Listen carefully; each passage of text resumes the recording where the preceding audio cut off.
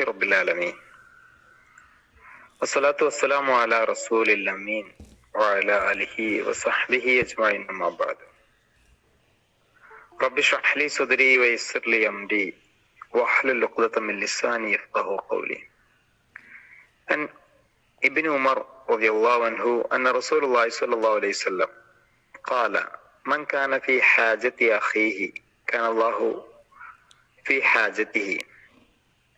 ബുഖാരി, മുസ്ലിം. മുത്തഫഖുൻ അലൈഹി എന്നാണ് ബുഖാരിയും മുസ്ലിമും ഒരുമിച്ച് സ്വഹീഹ് എന്ന് റിപ്പോർട്ട് ചെയ്ത ഹദീസിന് പറയുന്നത്. അബ്ദുല്ലാഹി ഇബ്നു ഉമർ റളിയല്ലാഹു അൻഹു നിവേദനം, നബി തിരുമേനി സല്ലല്ലാഹു അലൈഹി വസല്ലം അരുൾ ചെയ്തു, മൻ കാന ഫീ ഹാജതി അഖീഹി, ഒരാൾ തന്റെ സഹോദരന്റെ ആവശ്യം നിവർത്തിച്ചു കൊടുത്താൽ, കാന അല്ലാഹു ഫീ ഹാജതിഹി, അള്ളാഹു അവന്റെ ആവശ്യവും നിവർത്തിച്ചു കൊടുക്കും. വളരെ പ്രാധാന്യത്തോടെ നമ്മൾ പഠിക്കുകയും മനസ്സിലാക്കുകയും ചെയ്യേണ്ട ഒരു പ്രവാചക സന്ദേശമാണ് ഈ വചനം. നമ്മൾ ജീവിച്ചുകൊണ്ടിരിക്കുന്ന ലോകത്ത് നമ്മൾ അധ്വാനിക്കുന്നതും പ്രയാസപ്പെടുന്നതും യാത്ര ചെയ്യുന്നതും ഒക്കെ നമുക്കും നമ്മുടെ കുടുംബത്തിന് വേണ്ടിയിട്ടാണ്. പ്രവാസികളായ സഹോദരങ്ങളോട് എളുപ്പത്തിൽ അത് മനസ്സിലാക്കാൻ കഴിയും. സ്വന്തം കുടുംബത്തിൽ ഗൾഫ് നാടുകളിൽ ജീവിക്കുന്ന ഭർത്താക്കന്മാരോ മക്കളോ ഉപ്പമാരോ ഉണ്ടെങ്കിൽ അവർക്കും അത് പെട്ടെന്ന് മനസ്സിലാകും. എന്തിനാണ് നാടും വീടും കുടുംബവും ഒക്കെ വിട്ട് അങ്ങോട്ട് പോയത് എന്ന് ചോദിച്ചാൽ, മഴീഷ്യത്തിന് വേണ്ടിയിട്ടാണ്. സ്വന്തം കുടുംബത്തെ പോറ്റാൻ, വിവാഹം, വിദ്യാഭ്യാസം, വീട്, ഇങ്ങനെ നിത്യജീവിതവുമായി ബന്ധപ്പെട്ട അനിവാര്യമായ കാരണങ്ങൾക്ക് വേണ്ടിയിട്ടാണ് ഒറ്റ റൂമിൽ 4-5 പേർ തട്ടുകളായി താമസിക്കുന്ന രീതിയിൽ വളരെ പ്രയാസപ്പെട്ട് അവിടെ ജീവിക്കുന്നത്. 24 മണിക്കൂറും ജോലി എന്ന രൂപത്തിൽ അവിടെ കഷ്ടപ്പെടുന്ന ആളുകളുണ്ട്. 18 മണിക്കൂർ ജോലി ചെയ്യുന്ന ആളുകൾ ധാരാളമുണ്ട്. 15 മണിക്കൂറിൽ താഴെ ജോലിയുള്ള ആളുകൾ വളരെ കുറച്ചേ ഉള്ളൂ. അഥവാ ഒരു ദിനത്തിലെ പകുതിയിലേറെ സമയവും കൃത്യമായി ജോലിക്ക് വേണ്ടിയിട്ടാണ് അവർ സമയം ചെലവഴിക്കുന്നത്. എനിക്കൊരു കൂട്ടുകാരനുണ്ട്.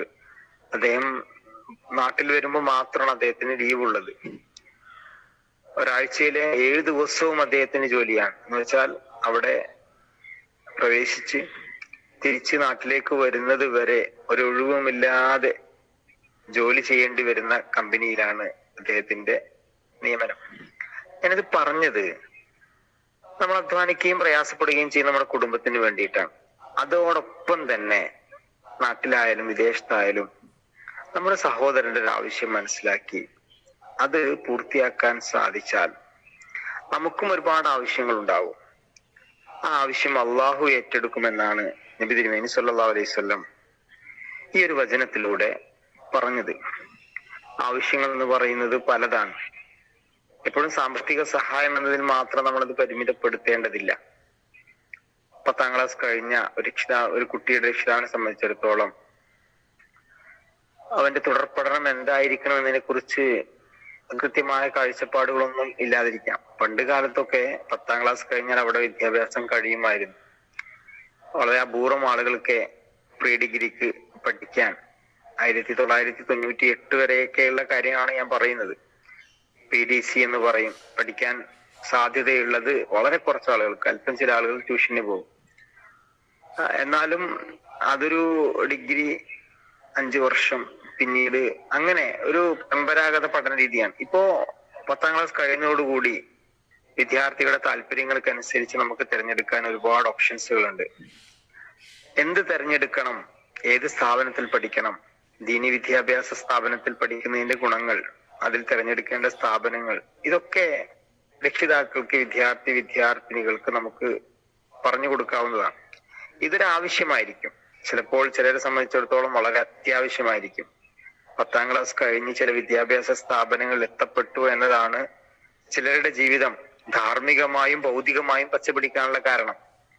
നാട്ടിൽ തന്നെ നിന്ന് ഒരു +2 പഠിച്ച് അതങ്ങനെ പോയാൽ പ്രത്യേകിച്ച് ലക്ഷ്യം നേടിയെടുക്കാൻ സാധിക്കാതെ വന്നേക്കാം. അപ്പോൾ ഒരാളെ സംബന്ധിച്ചിടത്തോളം അയാൾക്ക് വിദ്യാഭ്യാസത്തിന്റെ വഴി പറഞ്ഞു കൊടുക്കുക എന്നുള്ളത് അയാൾക്ക് നിർവഹിച്ചു കൊടുക്കാവുന്ന വലിയൊരു കാര്യമാണ്.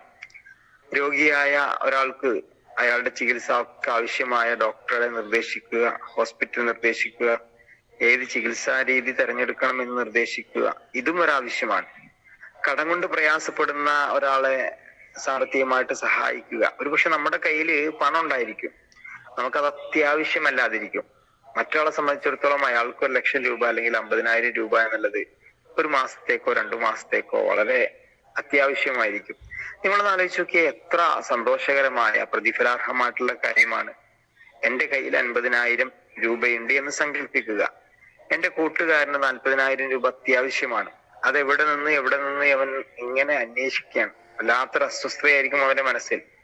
ഒരു 10 ആളോട് ചോദിച്ചാലാണ് ഒരുപക്ഷെ 40,000 ചിലപ്പോൾ ഒപ്പിക്കാൻ കഴിയുക. ചിലപ്പോൾ അത് 10,000-ലോ 20,000-ലോ തങ്ങി നിൽക്കും. നമ്മുടെ കൈവശമുള്ള പണം അപ്പോൾ നമുക്ക് ആവശ്യമില്ല, 1-2 മാസം കഴിഞ്ഞാലാണ് അതിന്റെ അത്യാവശ്യങ്ങൾ വരിക. ഇങ്ങനെ ഒരു സ്നേഹബന്ധം പരസ്പരം ഉണ്ട് എങ്കിൽ പരസ്പരം അങ്ങോട്ട് പറയാനും പരസ്പരം ഇങ്ങോട്ട് അന്വേഷിക്കാനും അതുവഴി അദ്ദേഹത്തിന്റെ സാമ്പത്തികമായിട്ടുള്ള ആവശ്യം പെട്ടെന്ന് നിവർത്തിച്ചു കൊടുക്കാനും ഒക്കെ കഴിയും. ഇത് 1,00,000 രൂപ അല്ലെങ്കിൽ 50,000 രൂപ കൊടുത്തു എന്നതുകൊണ്ട് എനിക്കൊരു നഷ്ടമല്ല, കിട്ടിയെന്നത് കൊണ്ട് ആ സഹോദരന് വലിയ സന്തോഷമാണ്. 50,000 രൂപ സഹായിച്ചതിന്റെ വലിയ പ്രതിഫലത്തിന്റെ ഉടമയായിട്ട് ഞാൻ മാറും.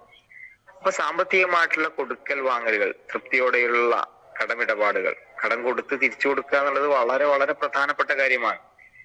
പുഞ്ചിരിച്ചുകൊണ്ട് കടം വാങ്ങി പിന്നീട് പരസ്പരം കാണാൻ പറ്റാത്ത രീതിയിൽ അകലുന്ന ബന്ധങ്ങൾ ധാരാളമായിട്ടുണ്ടാവാറുണ്ട്. ഇത് നമ്മൾ ശ്രദ്ധിക്കണം. റസൂലുള്ളാഹി സ്വല്ലല്ലാഹു അലൈഹി വസല്ലം പറഞ്ഞത്, നിങ്ങൾ നിങ്ങളുടെ സഹോദരിയുടെ ഒരാവശ്യം പൂർത്തീകരിച്ചു കൊടുത്താൽ അവന്റെ ആവശ്യം അള്ളാഹു പൂർത്തീകരിച്ചു കൊടുക്കും എന്നാണ്. മറ്റൊരിക്കൽ പ്രവാചകൻ തിരുമേനി സല്ലല്ലാഹു അലൈഹി വസല്ലം പറഞ്ഞു, ദാനം ചെയ്യൽ ഓരോ മുസ്ലിമിനും നിർബന്ധമാണ്. അപ്പോൾ അദ്ദേഹം ചോദിച്ചു, ഒരാളുടെ കയ്യിൽ ധനമില്ലെങ്കിലോ? റസൂലുള്ളാഹി സ്വല്ലല്ലാഹു അലൈഹി വസല്ലം പറഞ്ഞു, അവൻ അധ്വാനിച്ചു സമ്പാദിക്കുകയും അതിൽ നിന്ന് സ്വയം ഉപയോഗിക്കുകയും ബാക്കിയുള്ളത് ദരിദ്രർക്ക് ചെയ്യുകയും ചെയ്യട്ടെ. അദ്ദേഹം ചോദിച്ചു, അയാൾ അതിനും കഴിവില്ലാത്ത മനുഷ്യനാണെങ്കിലോ? റസൂലുള്ളാഹി സ്വല്ലല്ലാഹു അലൈഹി വസല്ലം പറഞ്ഞു, വിഷമാവസ്ഥയിൽ കഴിയുന്ന ഏതെങ്കിലും പാവപ്പെട്ടവനെ സഹായിക്കട്ടെ. അദ്ദേഹം ചോദിച്ചു, അയാൾക്ക് അതിനും കഴിഞ്ഞില്ലെങ്കിലോ? നബി തിരുമേനി സല്ലല്ലാഹു അലൈഹി വസല്ലം പറഞ്ഞു, ജനങ്ങളെ നന്മ ചെയ്യാൻ പ്രേരിപ്പിക്കട്ടെ. അദ്ദേഹം ചോദിച്ചു, അയാൾക്ക് അതിനും കഴിഞ്ഞില്ലെങ്കിലോ? അവൻ ആളുകൾക്ക് ഉപദ്രവം ചെയ്യാതിരിക്കട്ടെ, അതും പുണ്യമാണ്. വളരെ എത്ര മനോഹരമായ സന്ദേശമാണ്. സാമ്പത്തികമായിട്ട് സഹായിക്കാൻ കഴിയുമെങ്കിൽ നിങ്ങൾ സഹായിക്കണം, അത് പുണ്യമാണ്, അത് നിർബന്ധമാണ്. അതിന് കഴിയില്ലെങ്കിലോ അധ്വാനിക്കട്ടെ, കുടുംബത്തെ പോറ്റട്ടെ, ബാക്കിയുള്ളത് പാവപ്പെട്ടവർ കൊടുക്കട്ടെ. അതിനും കഴിയില്ലെങ്കിലോ വിഷമാവസ്ഥയിൽ കഴിയുന്ന ഒരു സഹോദരനെ ശാരീരികമായിട്ടെങ്കിലും സഹായിക്കട്ടെ. അതിനും കഴിയില്ലെങ്കിലോ നന്മ ചെയ്യാൻ ജനങ്ങളെ പ്രേരിപ്പിക്കട്ടെ. അതിനും കഴിയാത്ത മനുഷ്യരാണെങ്കിലോ സ്വന്തം ജീവിതം കൊണ്ട് മറ്റുള്ളവരെ ഉപദ്രവിക്കാതിരിക്കട്ടെ. അഥവാ ഒരാളുടെ ജീവിതം കൊണ്ട് മറ്റൊരാൾക്ക് ഗുണം മാത്രമേ ഉണ്ടാകാവൂ എന്നതാണ് ഇസ്ലാമിന്റെ താല്പര്യം. ആ താല്പര്യങ്ങൾക്കനുസരിച്ച് ജീവിക്കാൻ പ്രിയമുള്ളവരെ നമുക്ക് എല്ലാവർക്കും സാധിക്കേണ്ടതുണ്ട്. അല്ലാഹു സുബ്ഹാനഹു വ തആല നമ്മെ അനുഗ്രഹിക്കുമാറാവട്ടെ. നമ്മുടെ വീഴ്ചകളും പോരായ്മകളും ഒക്കെ അള്ളാഹു പുറത്തു തരുമാറാവട്ടെ. ഒരു ദിവസത്തിൽ ഒരാളെങ്കിലും സഹായിക്കാനുള്ള ഒരു മനസ്സ്, അങ്ങനെ ബോധപൂർവം നമ്മൾ സഹായിക്കുമ്പോൾ തീർച്ചയായും പടച്ച റബ്ബ് നമ്മളെയും സഹായിക്കും, നമ്മുടെ ജീവിതത്തിന്റെ ആവശ്യങ്ങളും അള്ളാഹു ഏറ്റെടുക്കും. ആ ഒരു അർത്ഥത്തിൽ പടച്ചവൻ നമ്മെ എല്ലാവരെയും അനുഗ്രഹിക്കുമാറാവട്ടെ. നമ്മുടെ കൂട്ടത്തിൽ രോഗികളായ ആളുകൾ അള്ളാഹു അവർക്ക് ശിഫ നൽകുമാറാവട്ടെ. ഹജ്ജിന് പോയ ആളുകളുണ്ട്, അവർക്ക് മഖ്ബൂലും മബ്റൂറുമായി ഹജ്ജ് കർമ്മം നിർവഹിക്കാൻ തൗഫീഖ് നൽകുമാറാവട്ടെ. റബ്ബന അതിനാ ഫിദ്ദുനിയ ഹസന വഫിൽ ആഖിറതി ഹസനതൻ വഖിനാ അദാബന്നാർ. ആമീൻ ആമീൻ ബിറഹ്മതിക യാ അർഹമർ റഹീമീൻ. അസ്സലാമു അലൈക്കും വറഹ്മത്തുള്ളാഹി വബറകാതുഹു.